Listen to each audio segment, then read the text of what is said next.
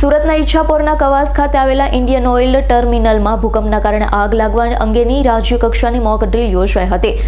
Oil અને chemical ઉદ્યોગમાં ભવિષ્યમાં અકસ્માત સર્જાય ત્યારે ત્વરિત પ્રતિભાવ આપવા માટે પરસ્પર સંકલનના હેતુ સાથે મોક ડ્રીલ યોજાઈ હતી.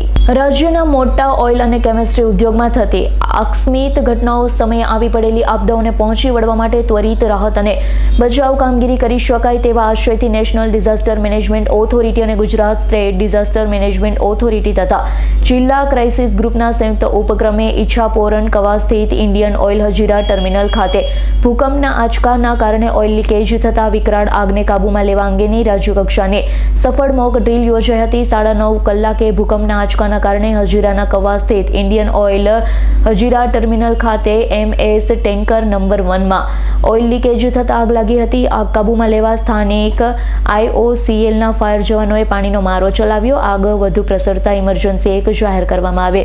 વધુ મદદ માટે નજીકની ભારત પેટ્રોલિયમ, હિન્દુસ્તાન પેટ્રોલિયમ, ONGCના ફાયર ફાઇટરો આવી પહોંચ્યા.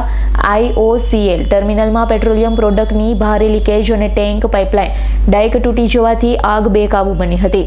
આગ પર કાબૂ ન આવતા IOCL દ્વારા ઇમરજન્સી 3 જાહેર કરી ગંભીર લીકેજની માહિતી જિલ્લા ડિઝાસ્ટર કંટ્રોલ રૂમને જાણ કરવામાં આવી હતી. ત્યારબાદ આપત્તિ વ્યવસ્થાપન સત્તામંડળ સક્રિય થયું હતું. જિલ્લા કંટ્રોલ રૂમ દ્વારા સુરત ફાયર, પોલીસ તથા આરોગ્ય ટીમને જાણ કરી મદદ માટે ઘટના સ્થળે મોકલવામાં આવી. તત્કાલ પ્રાંત અધિકારી ઉત્તર શ્રીમતી નેહાબેન સવાણી ઘટના સ્થળે પહોંચી ગયા હતા. પ્રાંત અધિકારી સૂચના મુજબ DEOC તમામ સંબંધિત લાઇન વિભાગોને રાહત બચાવ માટે જાણ કરવામાં આવી હતી.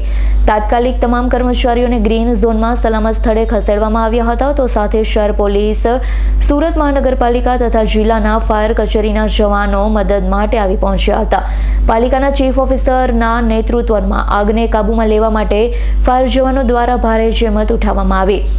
તત્કાલ 108 તથા સિવિલ સ્વિમેર હોસ્પિટલની ડોક્ટરની ટીમ એમ્બ્યુલન્સ સાથે ઘટના સ્થળ પર આવી પહોંચી હતી. ડોક્ટરો દ્વારા ઇજાગ્રસ્તોને પ્રાથમિક સારવાર આપી નજીકના શેલ્ટર હોમ ખાતે ખસેડવામાં આવ્યા, જ્યારે વધુ સારવાર માટે સિવિલ હોસ્પિટલમાં ખસેડવામાં આવ્યા છે.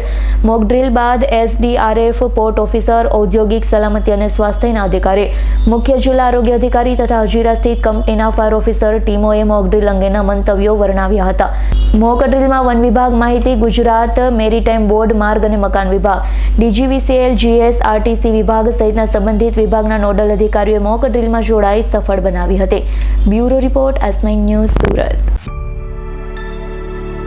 અમારી તમામ માહિતીથી અપડેટ રહેવા માટે જોડાયેલા રહો S9 ન્યૂઝ સાથે.